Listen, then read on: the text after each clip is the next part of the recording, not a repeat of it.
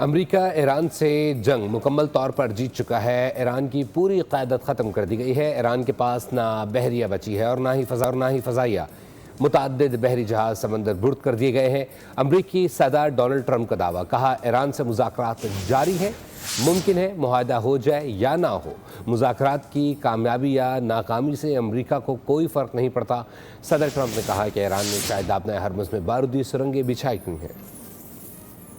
We'll open up the strait even though we don't use it, because we have a lot of other countries in the world that do use it that are either afraid or weak or cheap.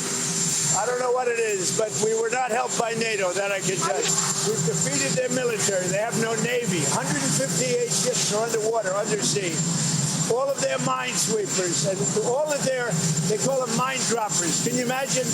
A country has 28 mine droppers. You think that's nice? With all of that being said, they're all defeated, by the way. They're all at the bottom of the sea.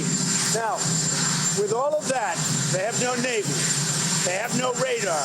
They have no air force. Their leaders are all dead. With Khomeini is gone. For many years he ruled. He's gone. Subscribe करें और bell दबाएं ताकि कोई खबर रह न जाए।